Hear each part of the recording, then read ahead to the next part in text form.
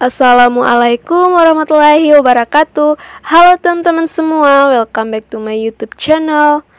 Oke, jadi seperti biasa, pada video kali ini saya bikin tutorial lagi, yaitu tentang cara membuat video lirik lagu di aplikasi CapCut.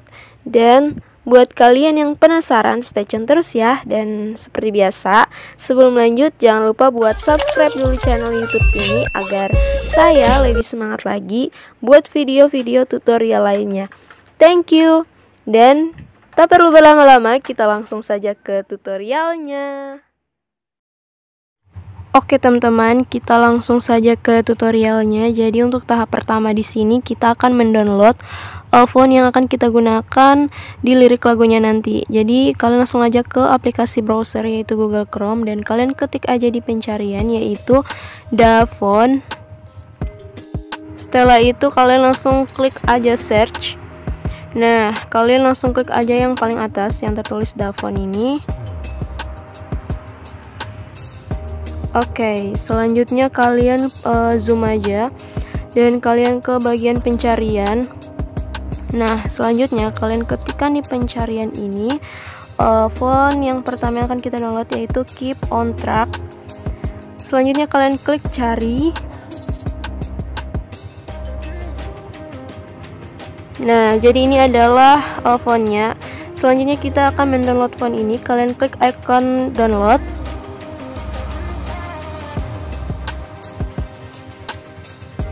Oke, setelah itu kita ke font yang kedua.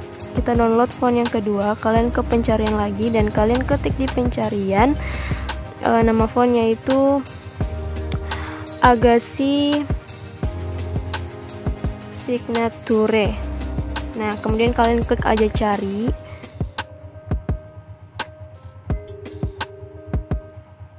Nah, jadi ini font yang kedua yang akan kita download. Kalian klik aja unduh.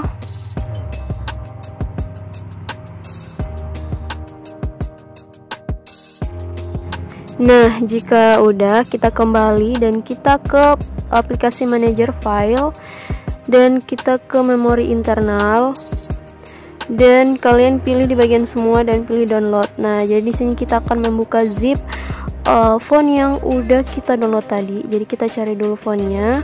Nah, ini kedua font tadi, kalian klik lalu kalian pilih buka zip dan font yang kedua juga kalian klik buka zip. Oke, selanjutnya di sini kita ke aplikasi pixellab.